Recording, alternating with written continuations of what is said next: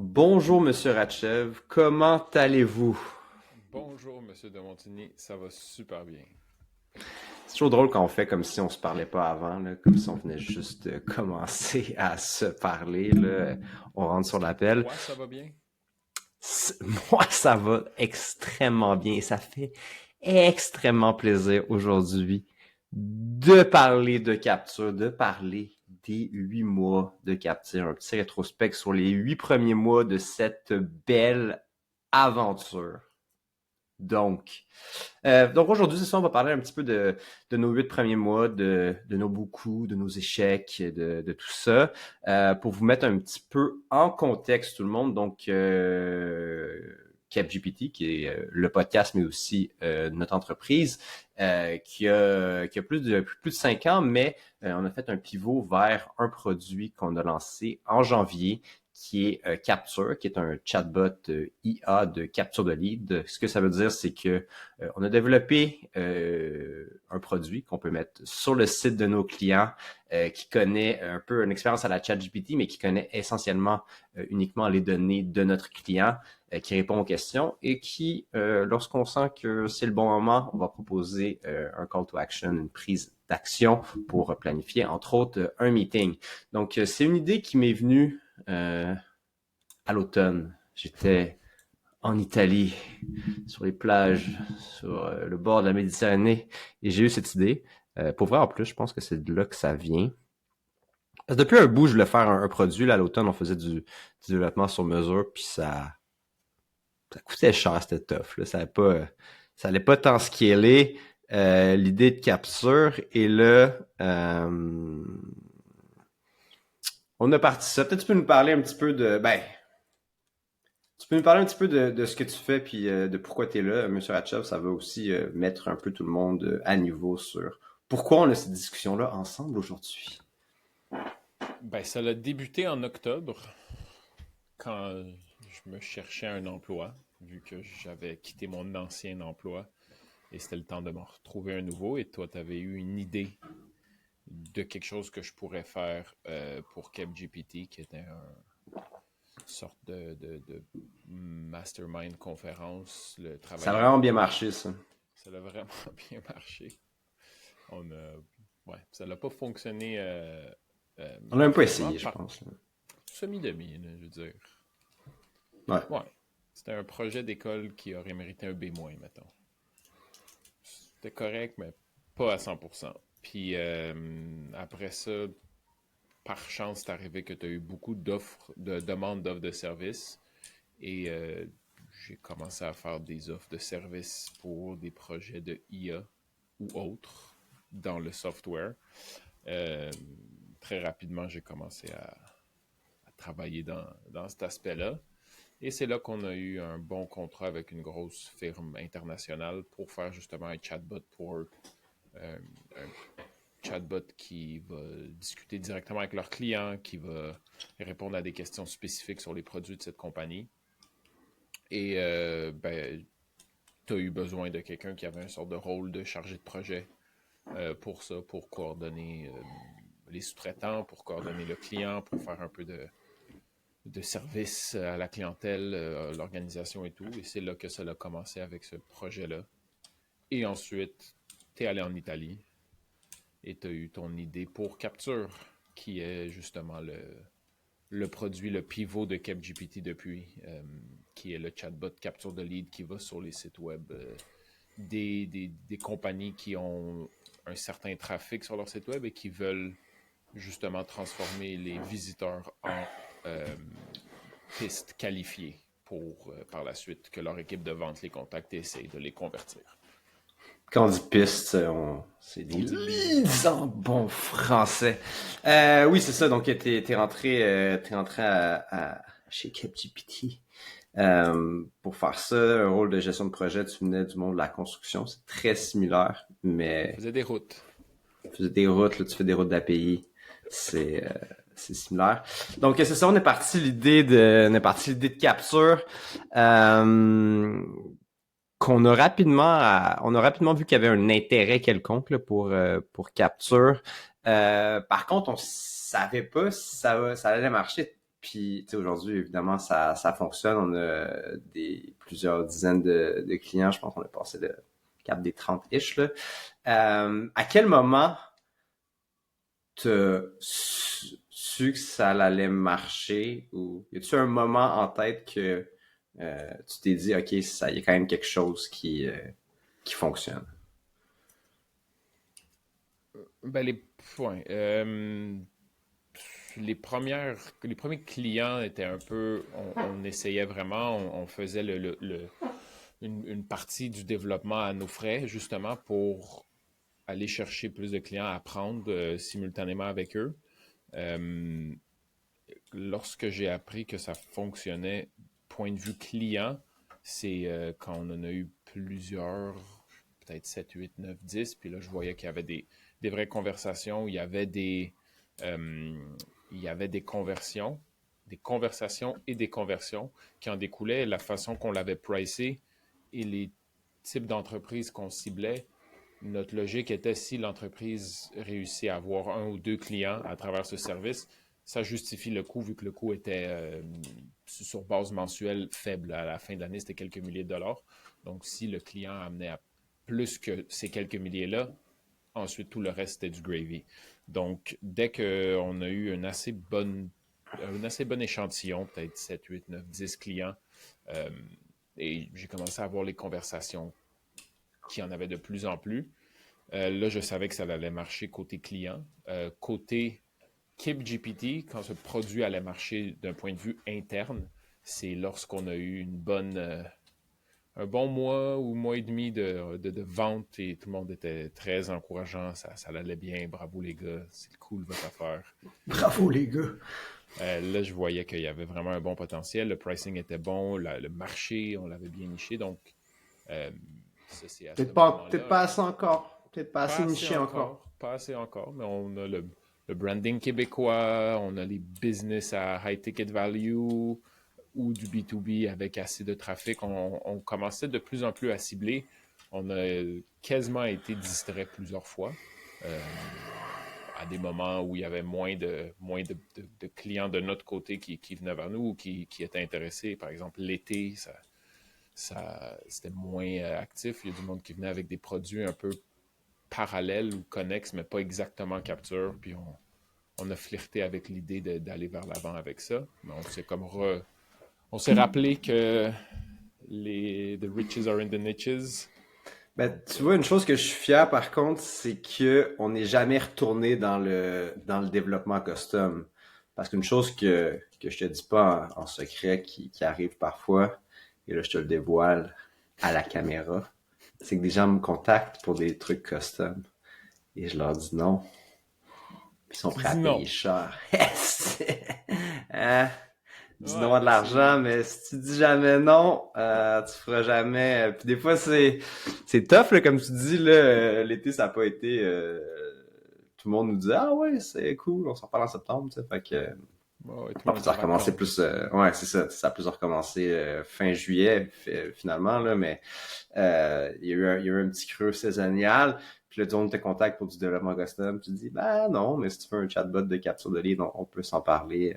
Mais oui, c'est là que c'est important de dire non. Tu vois, moi, j'ai su que ça allait marcher quand on a mis le deuxième chatbot, on l'a mis sur pour une firme de consultation. Puis je pense en 48 heures, en 24 heures, il y avait leur premier lead. C'est vrai, oui. Puis j'étais comme, OK, it's alive, ça marche, dans le sens que tout ça, c'est un peu théorique. Tu sais, tu te dis, ben là, on a des chatbots, ça existe, on en met un bon qui répond bien aux questions, le monde va aller leur parler, puis vu qu'on ne demande pas directement le email, machin, ils vont avoir des discussions, qu'on va avoir donné de la valeur, on va pouvoir leur demander justement pour leurs infos, prendre un meeting, mais tout ça, c'est théorique. Tu sais. Il faut quand même bien que ça fonctionne au final pour que ça se passe. Donc, quand les premiers leads, c'était super excitant de voir si c'est en vie, ça fonctionne. Puis, Quelques jours in, c'est vrai. ouais, c'était vraiment rapide.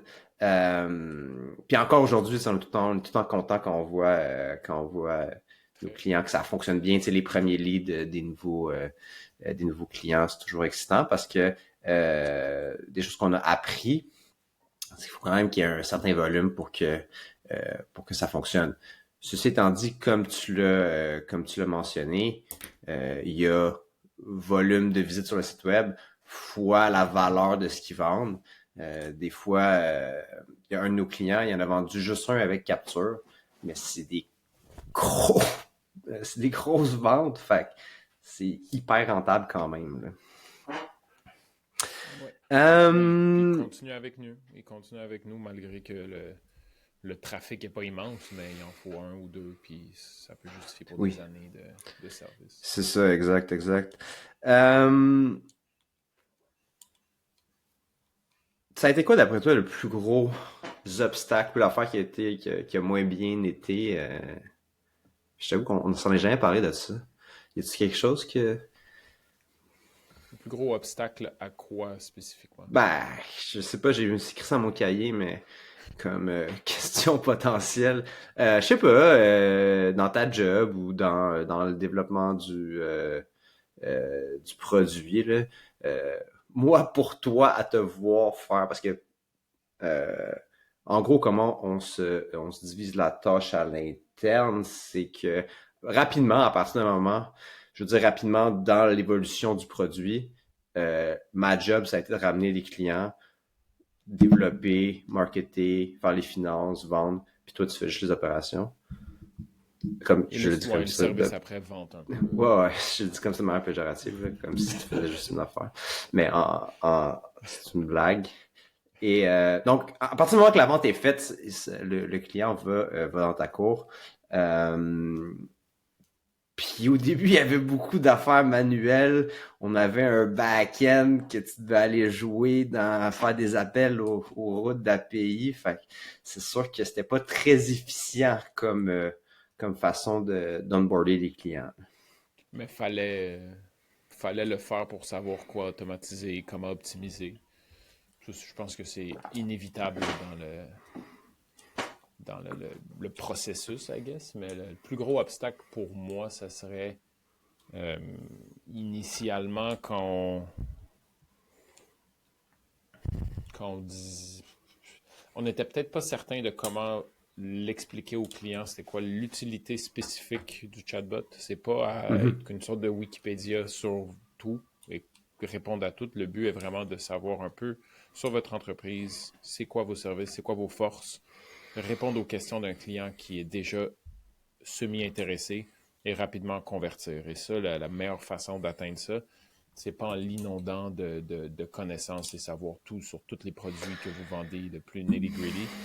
Et des fois, on vendait quelque chose que c'était pas dans l'intérêt ni du client, ni dans le processus de faire capture. Donc ça, je pense Ouais. qu'on a rapidement appris comment bien setter les expectations et dire c'est ça qu'il faut que ça fasse pour que ça fonctionne bien parce que c'est ça le produit on sait pas. C'est pas comme multifacette comme chatbot. Le but est vraiment d'aller chercher les visiteurs et les transformer en clients potentiels. Et pour faire ça, il y a une méthode spécifique.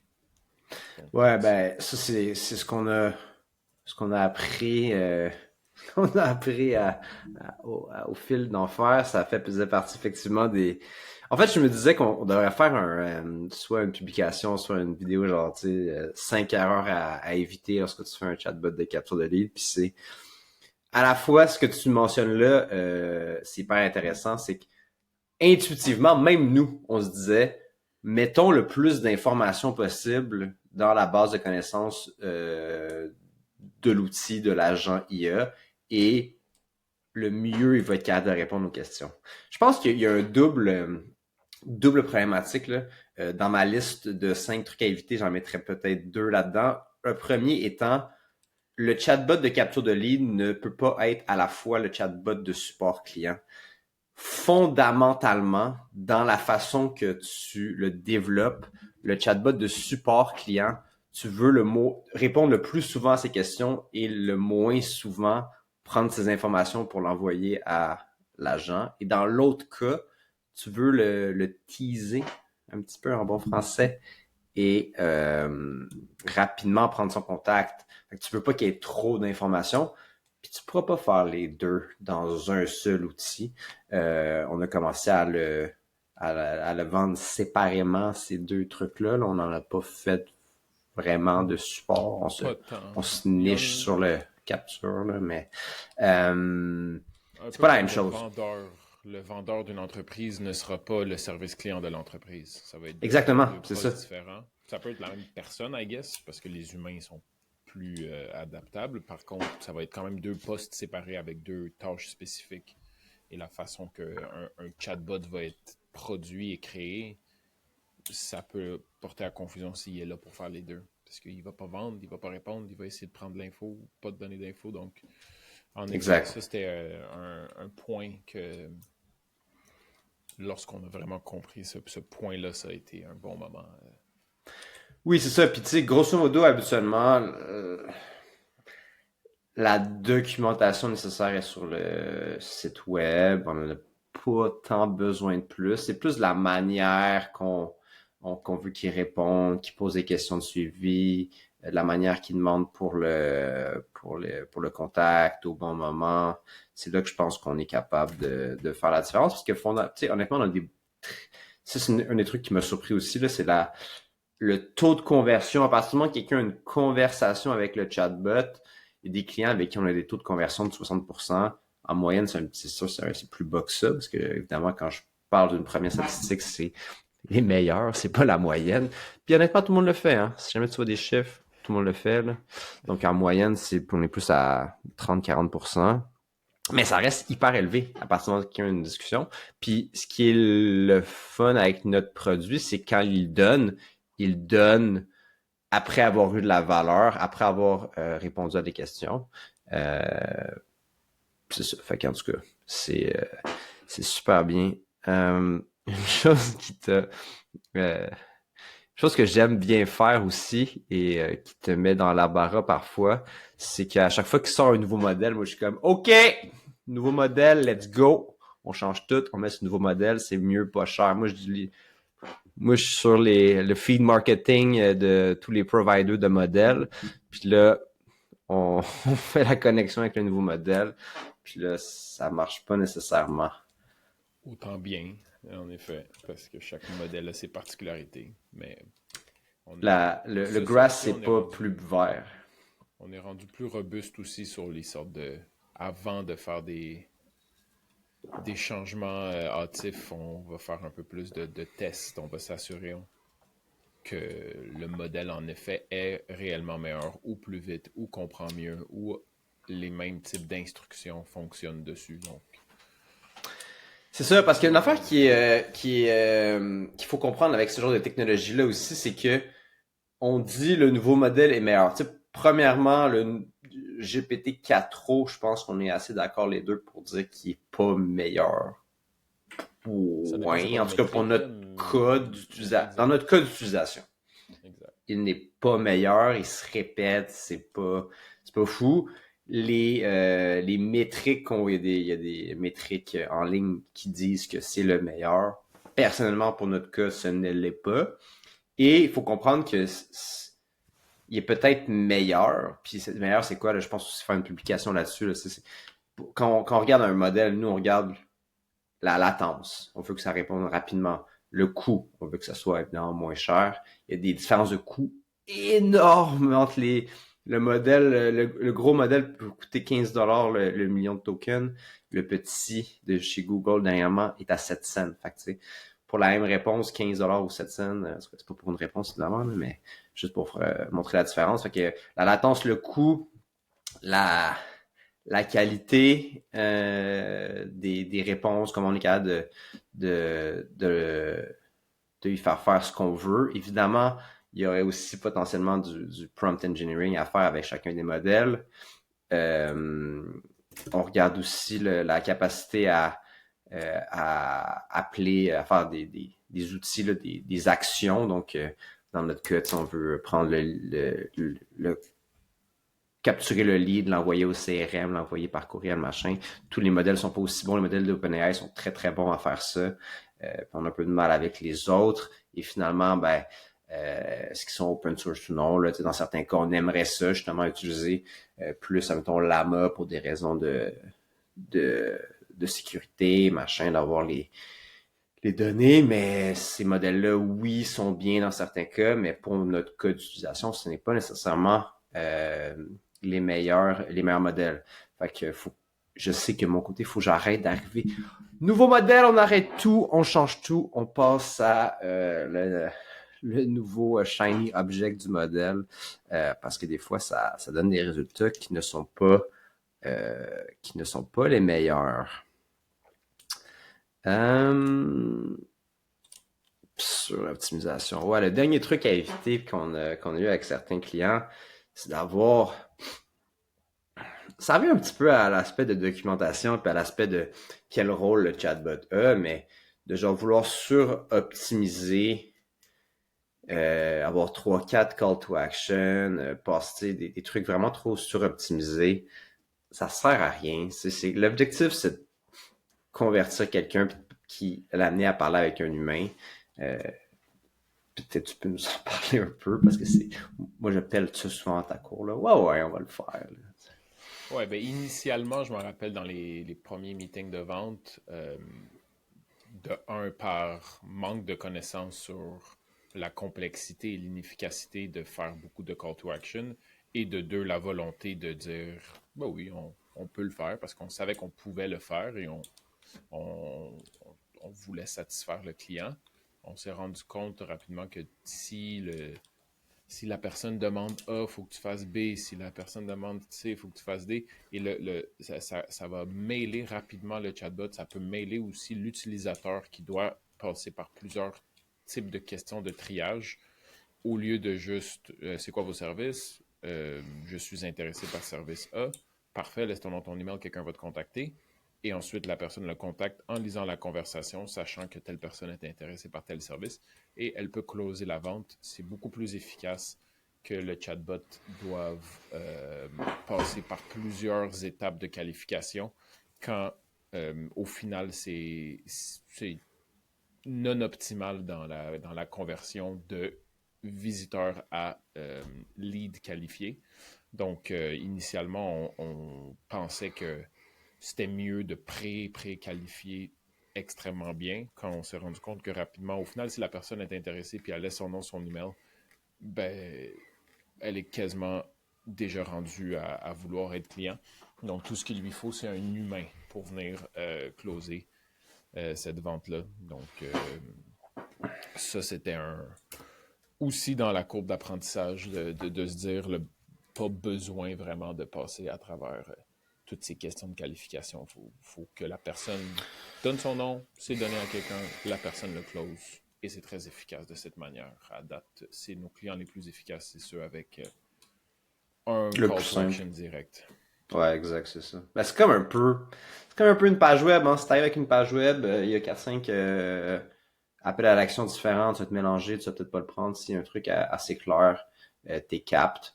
Puis tu sais, dans la majorité des cas, surtout pour nous, on est dans du B2C ou du high ticket items ou du B2B. Tu sais, il y aura pas 1000 leads par jour, là, c'est pas... t'as pas un volume tellement élevé que genre tu peux pas répondre. Puis même dans des cas, on est en train de montrer un cas où il y a beaucoup de succursales. Ben là, c'est possible de genre la personne donne son code postal, puis on va aller router en bon français encore une fois le lead à la bonne place sans avoir à monter un système très complexe là, pour faire des appels à l'action. Mais ça, je pense que le routing, ça peut être super intéressant justement pour ça, des trucs de succursales. Ça peut être très pertinent de ce niveau-là. Ouais, c'est ça. C'est assez... En fait, il faut que tu sois capable de lire les instructions, puis si toi-même ne serais pas capable de répondre, ben le modèle ne sera pas capable. On a aussi été, en fait, ça, avec les mois, on est aussi capable de voir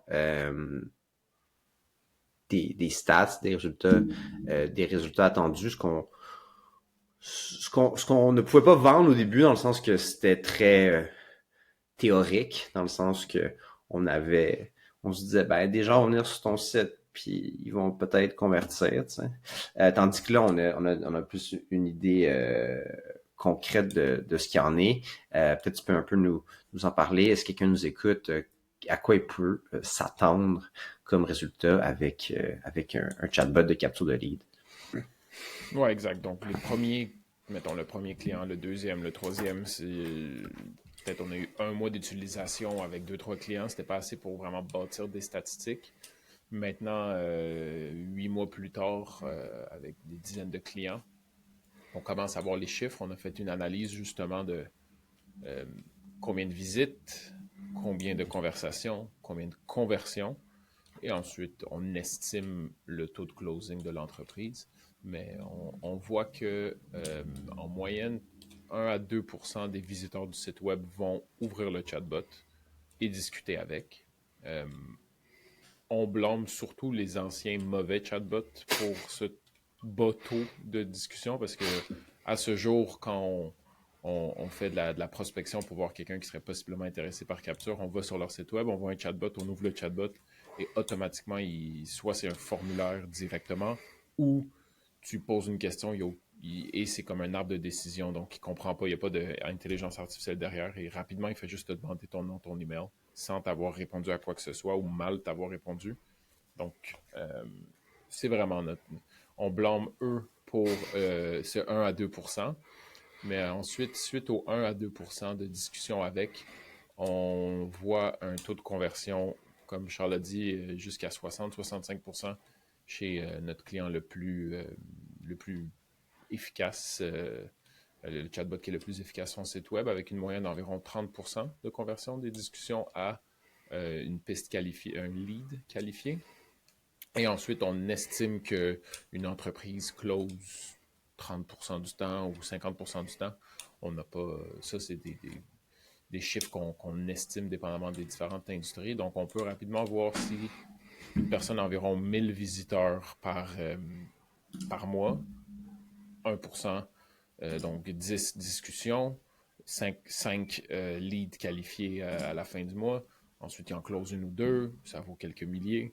Donc, c'est ça qu'on voit comme statistique. Il y a aussi un bonus, de la valeur ajoutée à ça, c'est qu'on voit les réelles questions que les gens posent. Un vrai frequently asked questions parce que c'est réellement des gens qui posent des questions et ça peut donner une idée sur qu'est-ce qui manque sur ton site web, quel type des gens qui vont poser sur un service que tu n'offres pas.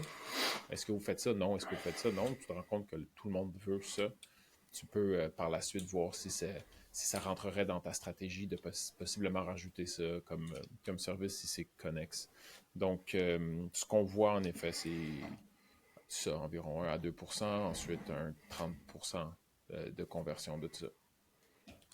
Ouais, exact, c'est ça. Puis c'est quand même intéressant parce que tu sais pour du B2B, tu sais, t'as 1000 visiteurs, tu vas avoir 20 conversations par mois, une douzaine de 6 à 12 leads par mois qui rentrent.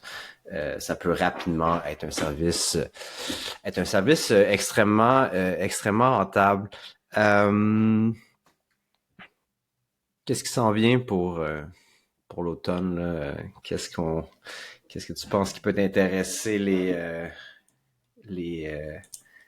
les gens côté feature? C'est sûr qu'on a des trucs dans le pipeline. Entre autres, je pense que c'est ça, on a la carte d'affaires intelligente qui est une version partageable.